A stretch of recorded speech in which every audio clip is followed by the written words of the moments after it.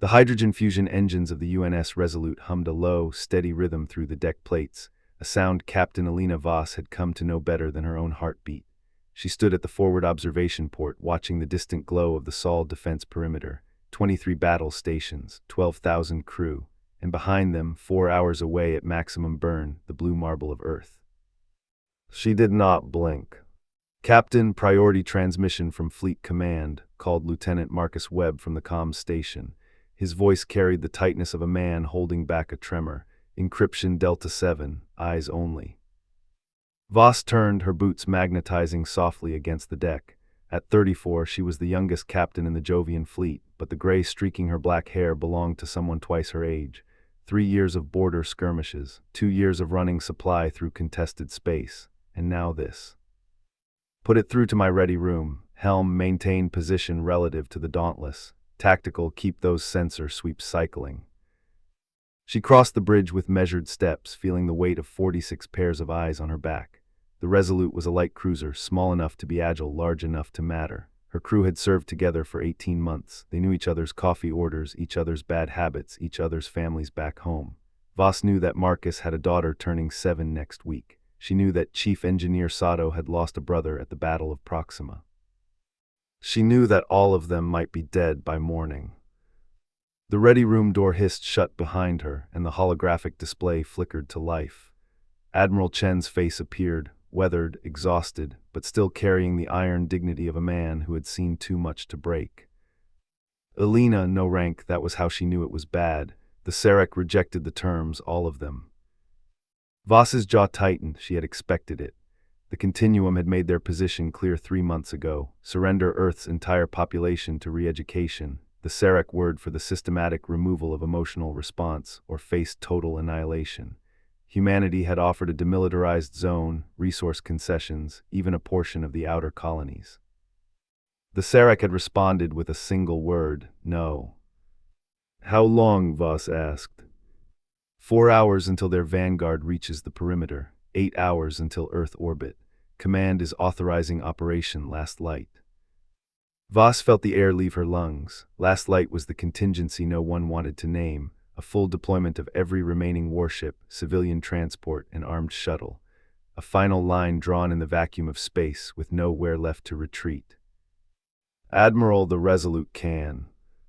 "Hold position, I know." Chen's holographic eyes softened just for a moment. "Alina, the Serekh aren't just attacking us. They've declared our entire species an existential threat to their continuum. Not our weapons, not our territory, us, our capacity for emotion. They say it's a disease, a madness that spreads through contact." Voss remembered the first time she had seen a Serekh vessel.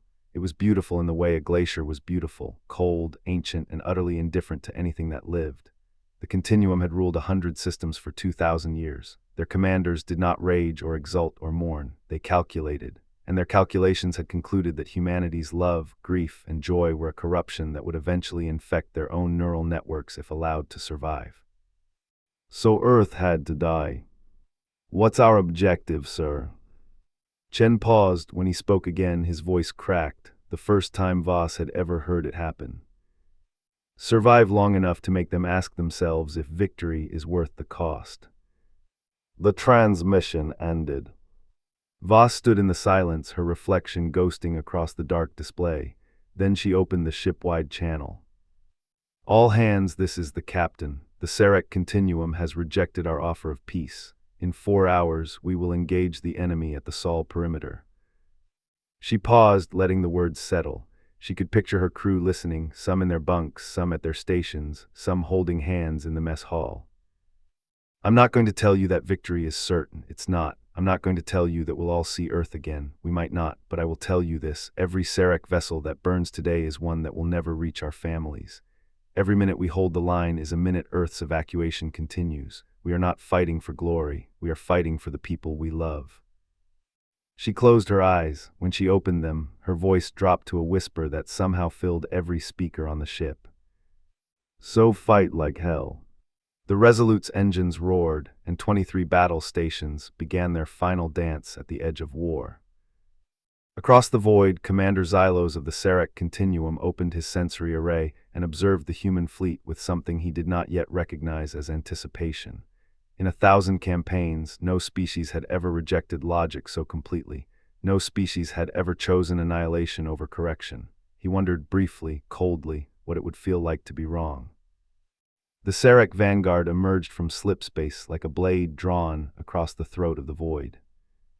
Voss watched the tactical display as 17 enemy vessels materialized in perfect formation, not chaotic translation like human ships, but simultaneous, synchronized, inevitable. They were shaped like teardrops, smooth and black, absorbing light rather than reflecting it. Each one was 3 times the size of the Resolute. "Contact confirmed," Marcus said, his voice now steady with the strange calm of someone already accepting death. "Range, 200,000 kilometers and closing." "All ships, this is Fleet Command," Admiral Chen's voice cut through the channel. "Execute pattern Chimera. Cruiser squadrons provide screening fire. Battle stations, hold formation until I give the order." Voss had helped design pattern Chimera. It was chaos, deliberate, beautiful chaos. Human ships would move in unpredictable spirals, varying speeds and trajectories, making themselves impossible targets for the Serekh's notoriously precise firing solutions. The theory was simple, the continuum predicted based on optimal logic. Humans, driven by instinct and emotion, were not optimal. They were alive. For 90 seconds it worked. Lasers and kinetic rounds filled the space between the fleets. The Resolute shuddered as a glancing blow struck her port armor. Voss gripped her command chair. "Return fire all batteries, gunnery, target their sensor clusters." Then the Serekh adapted. Captain Tactical Officer Lena Okonkwo's voice rose in confusion. "They're not firing at our ships, they're aiming between us, I don't." The first lance struck the Dauntless amidships. Not an explosive round, not a plasma bolt, something else. Something blue-white and silent that didn't detonate so much as spread across the hull like liquid fire. "Damage report," Voss demanded. No answer from the Dauntless. The ship was intact, not a single breach, not a single fire, but her comms were dead, her engines were dead. And on the bridge feed that flickered to life for just a moment, Voss saw the crew slumped over their stations, eyes open, mouths slack, breathing but not there. "What the hell just happened?" Marcus breathed. A cold voice filled every human frequency. It was not translated. It was understood, pressed directly into their minds like a brand. "You are corrected." Commander Xylos's face appeared on all displays, smooth, featureless, a mask of gray flesh with 2 vertical slits where eyes should have been. He had no mouth. He had never needed one. "Humanity, your emotional resonance is a corruption of consciousness. Our weapons do not destroy your vessels. They neutralize your neural capacity by amplifying your most traumatic memories. Your crews will experience their deepest fears on endless loop until their minds collapse. Death would be mercy. We do not grant mercy, we grant correction." Voss saw the second lance fire. It struck the cruiser Temeraire, then the third, the fourth. Screams filled the channel, not from pain, but from horror. A pilot relived the crash that killed his parents. A medic drowned again in the flood that took her village. A 17-year-old ensign saw the face of the man who had broken his childhood. "All ships disengage," Voss shouted. "Fall back to Rally Point Echo now." But the Serekh were faster. Their lances swept through the human formation like a scythe through wheat. Each impact left another ship drifting, intact, powerless, crewed by catatonic shells. "Captain, the Dauntless is adrift. The Leopard, the Sword of Anzio, they're all dark. 14 ships, 15, 18. Voss watched her best friend's ship, the Intrepid, commanded by Captain Sophia Reyes, take a direct hit. The feed showed Sophia standing at her post one moment, laughing at something her XO had said. The next moment her eyes went white, her face contorted in silent agony, and she collapsed. "Sophia, no." The Resolute banked hard as Lena threw them into an evasive spiral.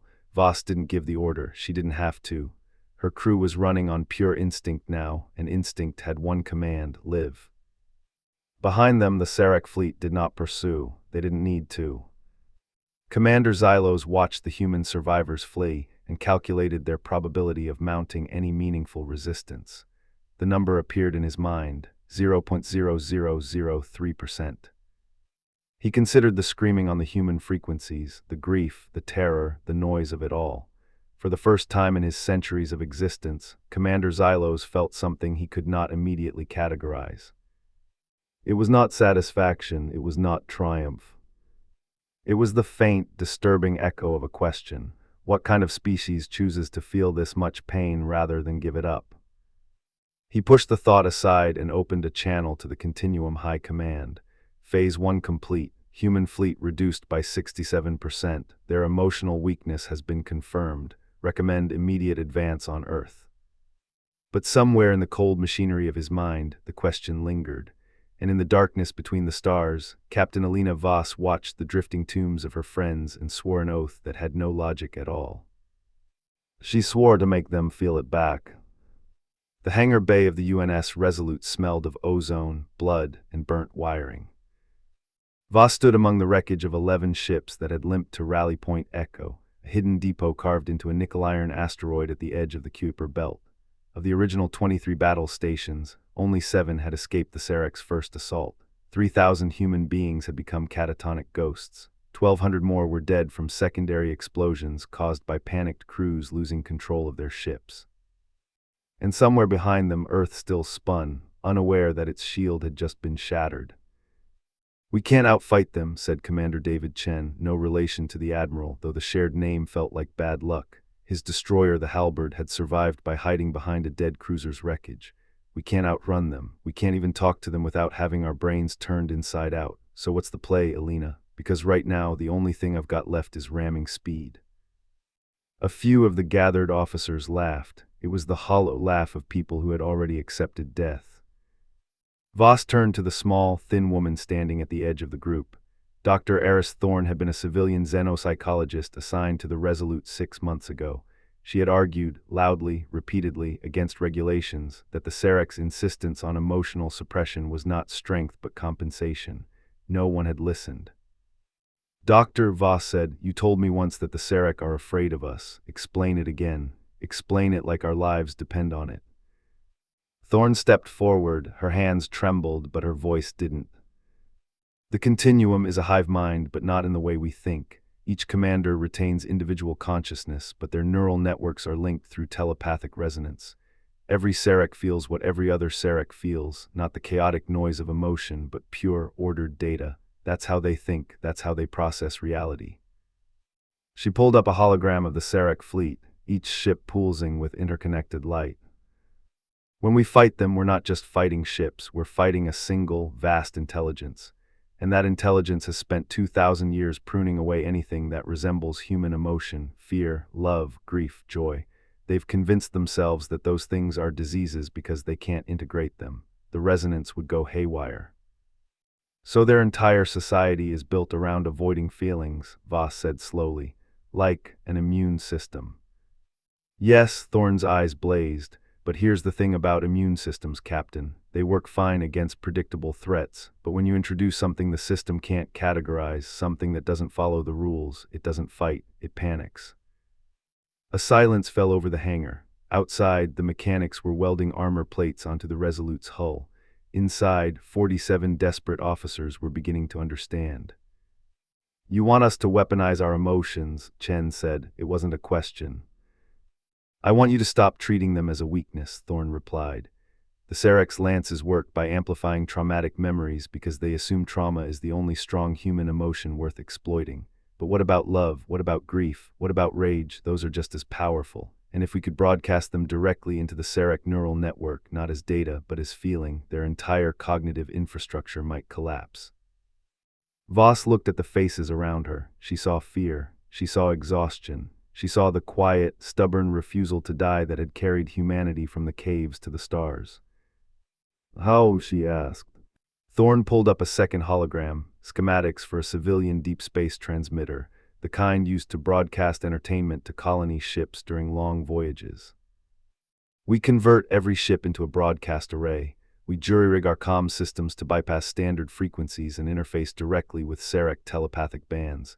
And then we send them everything we've got. Every memory of a parent holding their child, every moment of a soldier coming home, every scream of a friend who didn't make it." She looked at Voss. "We don't shoot them, Captain. We feel at them until they can't think anymore." The hangar was silent. Then Commander Chen started laughing, genuine, surprised laughter that spread like a contagion. They wanted to correct our emotions, he said. Let's give them so many emotions they forget how to breathe. Voss allowed herself a single, small smile. Then she turned to her crew. Get me Dr. Thorne everything she needs. Strip the civilian ships. Pull the transmitters from every escape pod if you have to. We have 6 hours before the Serekh reach Earth. She looked at the hollow of the enemy fleet, still holding position near the perimeter, still celebrating their victory. Let's show them what a real disease looks like. But on the bridge of the Serekh flagship, Commander Xylos was staring at a piece of human wreckage his sensors had recovered, a child's drawing, preserved in a Chinese letter data slate. It showed a stick-figure family standing in front of a house.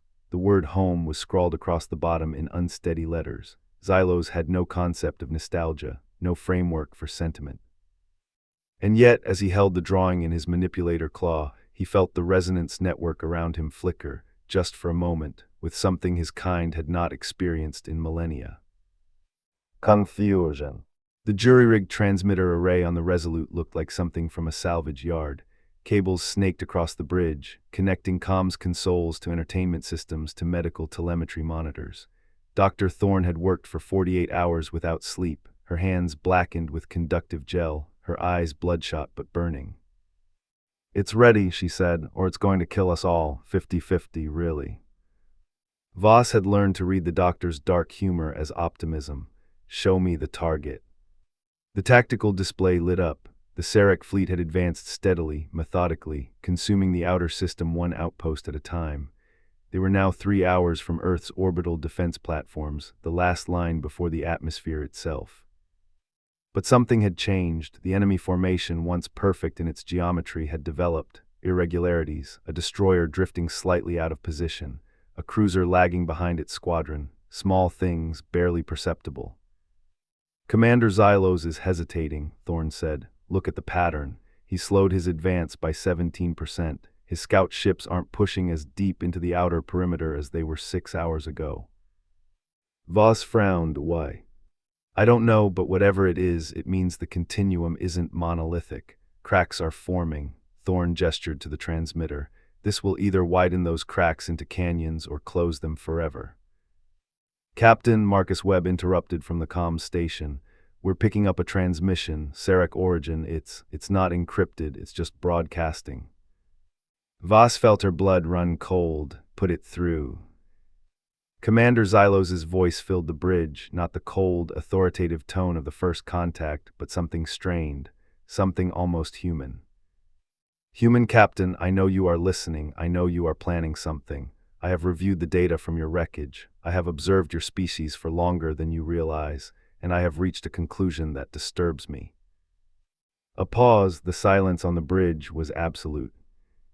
You are not illogical, you are translogical. Your emotions do not prevent you from thinking. They compel you to think differently, to value things that have no value, to fight for things you cannot keep, to love things that will die.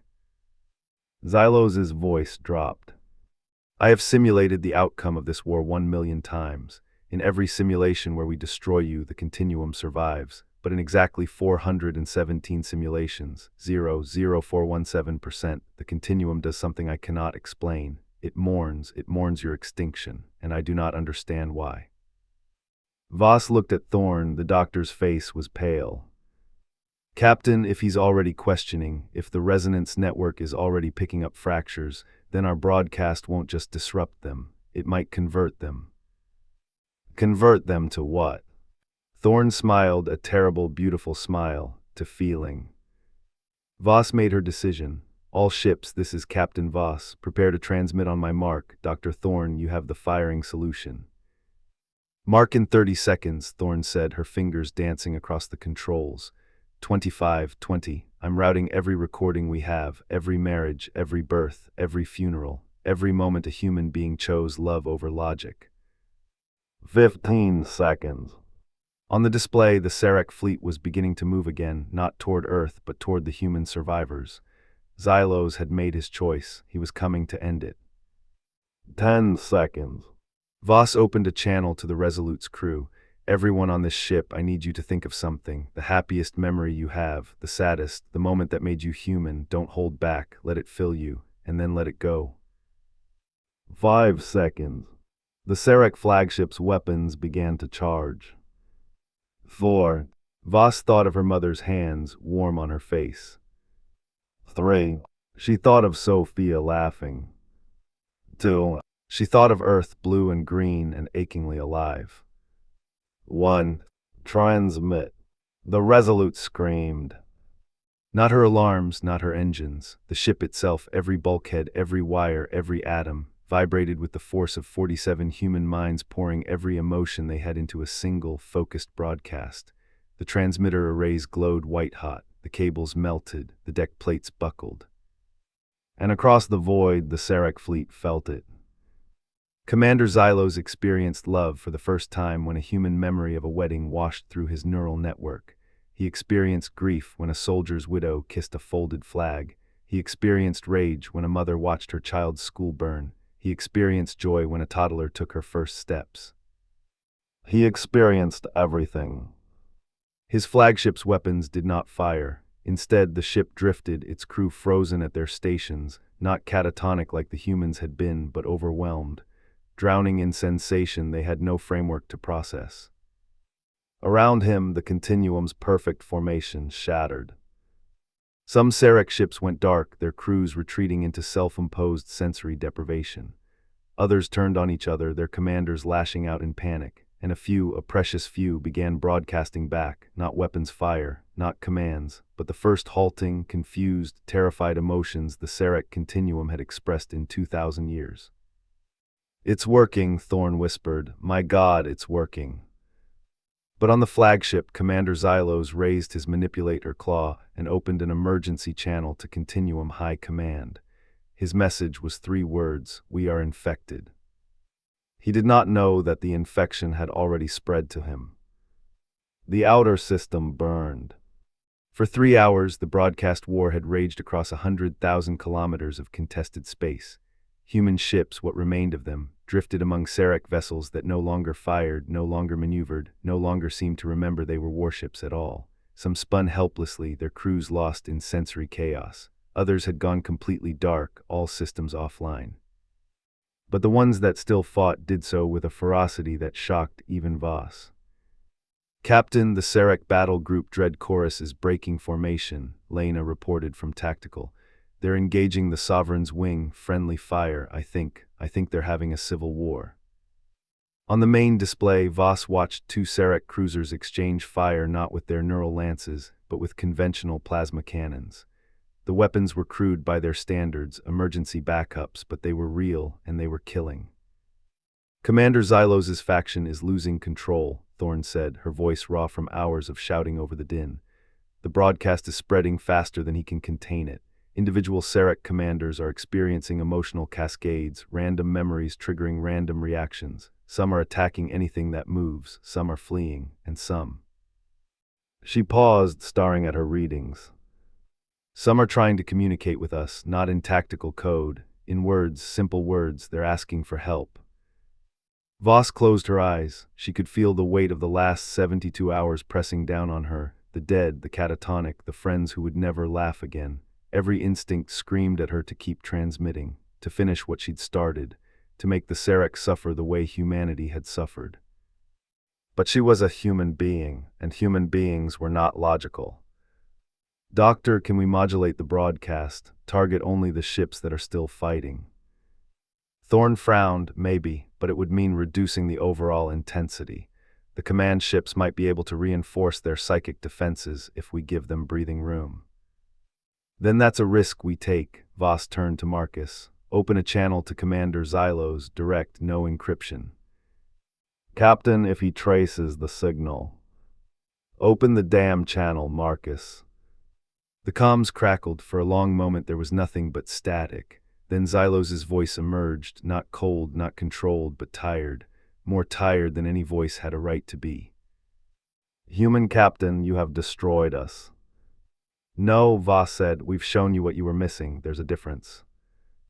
"Missing? You call this chaos missing? My commanders are killing each other. My fleet is tearing itself apart. My own mind is filled with," he struggled to find the word, pictures, sounds, feelings that have no data attached, a child laughing, a sunset, the smell of rain. I cannot process this, I cannot.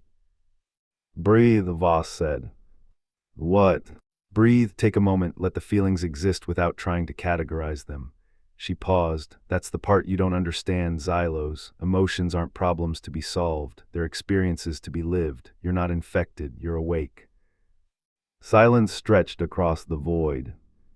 Then softly, Xylos spoke again. I have lost 17 ships to internal conflict in the last 27 minutes. I have lost contact with High Command entirely. If what you say is true, if this is not a weapon but a revelation, then the continuum is already dead. We cannot return to what we were. We cannot process what we have become. He paused. But perhaps we can choose what we will be. Voss felt tears on her cheeks. She didn't wipe them away. Then choose, she said, right now, order your ships to stand down, call a ceasefire, and we'll figure out the rest together. And if my commanders refuse, then we'll broadcast louder. Another pause. When Xylos spoke again, his voice had shifted, still alien, still strange, but carrying something new, something that sounded almost like hope.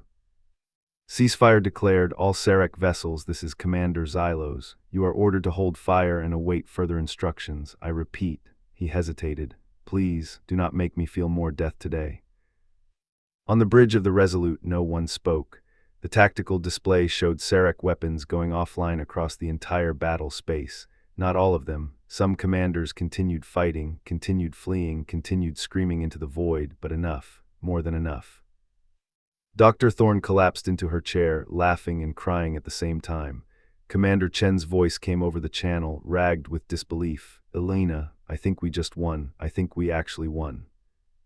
But Voss was staring at the long-range sensors, where a new contact had just appeared at the edge of the system. Serekh design, 10 times larger than anything in Xylos' fleet, and it was broadcasting a single word on repeat. Purge, purge, purge. High Command had arrived, and they had not come to negotiate. Part 6, The Edge of the Knife. The High Command vessel final answer was not a ship. It was a world, a mobile fortress the size of Luna, bristling with weapons that made neural lances look like children's toys, and it was accelerating toward Earth at 0.3 lightspeed. Captain, the answer just fired, Lena said, her voice hollow. Not at us, at Xylos' fleet. On the display, 3 Serekh cruisers that had accepted the ceasefire vanished in blooms of white fire. No warning, no negotiation, just annihilation. Xylos, what's happening? Voss shouted into the comms. The commander's voice came back fragmented, distorted, whether from damage or emotion, she couldn't tell. High Command has declared my fleet corrupted. They are executing everyone, every ship that experienced the broadcast, every commander who showed deviation. He paused. Captain, there are children on these ships, non-combatants, they do not care. Voss looked at Thorne, the doctor's face was gray. The final answer is the heart of the continuum suppression system. It generates a null field that prevents emotional resonance from spreading. If it reaches Earth, it won't just kill us, it will blanket the entire solar system with psychic dampeners. Every human will become blank, empty, no emotions at all. How do we stop it? We can't. The Resolute could ram it and not even scratch the paint. Voss turned to the tactical display, watching Xylos' remaining ships, maybe 30 of them, trying to flee the final answer's weapons. They were dying one by one. The commander's children were dying. And then she had an idea, a stupid, impossible human idea. Doctor, you said the answer generates a null field to suppress emotions. What if we overload it? What if we give it so much emotional data that its suppression system burns out? Thorne's eyes widened. Theoretically possible. Practically, we'd need an emotional source thousands of times more powerful than our previous broadcast. We'd need. Restopped. We'd need the entire human species. Voss nodded slowly. Open a channel to Earth, all frequencies, civilian, military, everything. Marcus didn't ask questions. His fingers flew across the comms console, bypassing protocols, shattering encryption, flooding the planet below with a single, desperate message. This is Captain Elena Voss of the UNS Resolute. The enemy's final weapon is approaching Earth. It will erase everything you are, every memory, every love, every reason to live. We have one chance to stop it. We need you to feel. All of you, right now, feel your grief, feel your joy, feel your rage, feel your hope, and send it to us. Please send it to us now. For one agonizing moment, nothing happened. Then the Resolute sensors overloaded. From Earth came a wave of emotional energy so vast, so complex, so overwhelmingly human that the ship's computers crashed and rebooted 3 times in a single second. Every person on the planet, every parent holding a child, every soldier waiting to die, every old man remembering a lost love poured their feelings into the broadcast. It was chaos. It was beautiful. It was the sound of 7 billion souls refusing to go quietly. Target the final answer, Voss said. Full power, everything we've got, and hang on. The Resolute transmitted.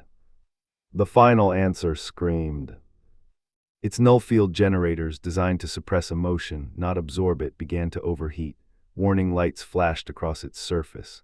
Cracks appeared in its armor, and inside, the High Command's pure, ordered minds were flooded with a lifetime of human experience in the span of 3 seconds.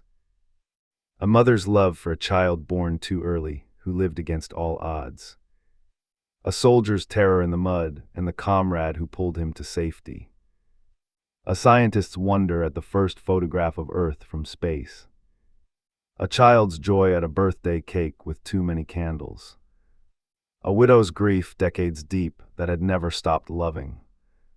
The final answer shuddered, its weapons went dark, its engines failed, and then, with a sound that echoed across the solar system, its null field collapsed entirely. Commander Xylos watched from his crippled flagship as the heart of the Continuum, 2,000 years of suppression, control, and fear, drifted silent and dead. Captain Voss, he said, his voice barely a whisper, you have done the impossible. You have shown us that emotion is not a disease, it is the opposite of death. He paused, looking at the human ships around him, battered, exhausted, but still flying. What do we do now? Voss looked at the final answer's corpse. She looked at Earth, blue and alive, and she smiled, the first real smile she had smiled in years. Now, she said, we build something better. 3 months after the Battle of Saul, Captain Alina Voss stood on the bridge of the Resolute, not as a warship commander, but as the human representative to the newly formed Accord of Living Minds. The ship had been rebuilt, her scars remained, welded over hull breaches, patched conduits, a permanent vibration in the port engine that Chief Sato swore gave her character. But she was no longer a weapon. Neither, Voss reflected, was humanity. Before her, the wreckage of the final answer had been transformed into a memorial, not to victory. The Serekh High Command had not been defeated, not in any traditional sense. They had simply stopped. The emotional cascade had burned out their suppression systems permanently, leaving them conscious but stripped of their ability to enforce order on the Continuum's scattered fleets. Some commanders had self-destructed rather than face the chaos of feeling. Others had fled into deep space, seeking solitude. And a few, led by Commander Xylos, had surrendered, not to military force but to something far stranger, the realization that they had been wrong for 2,000 years. You are thinking too loudly, said a voice beside her. Voss turned to find Xylos standing in the bridge's observation alcove.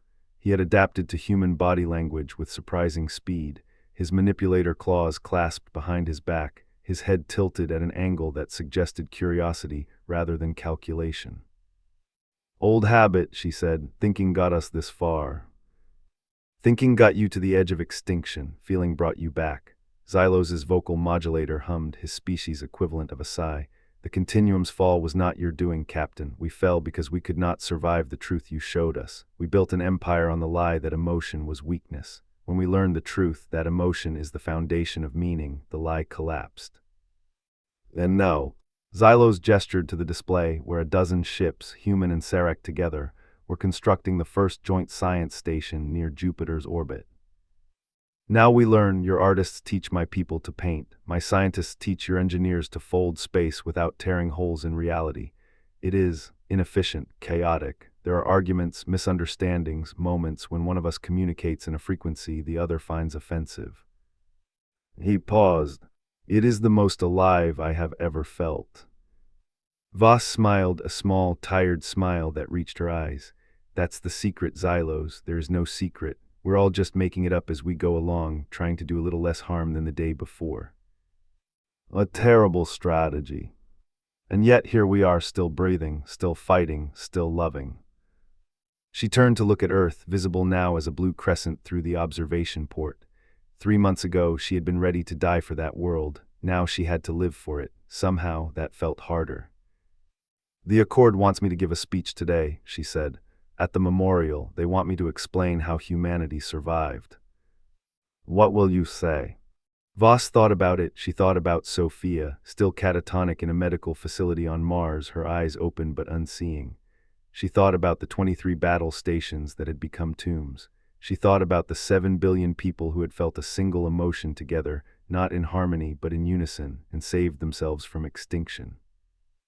I'll tell them the truth, she said. The Serekh Continuum didn't fall to our weapons. They fell to our stubborn, irrational, beautiful refusal to stop caring. They fell because when we stood at the edge of war, we chose to love instead, not wisely, not strategically, just completely. Xylos was silent for a long moment. Captain, he said finally, I believe that is what your species calls the point. Voss laughed, a real laugh, bright and unexpected, and clapped Xylos on his armored shoulder. The commander flinched, then made a sound that might have been surprise, might have been pleasure, might have been the first Serekh laugh in 2,000 years. Come on, she said, turning toward the airlock. Let's go build a future neither of us deserves, but both of us need. Behind them, the Resolute's engines hummed, not with the roar of battle, but with the steady, hopeful rhythm of a ship going home. And somewhere in the darkness between the stars, the last remnants of the Serekh Continuum's old empire listened to Captain Voss's speech and felt something they could not name. It was not fear, it was not anger. It was the faint, growing awareness that the universe was larger than they had imagined, and that the smallest, most fragile species they had ever encountered had just taught them how to live in it. The war was over, the rising had begun. When the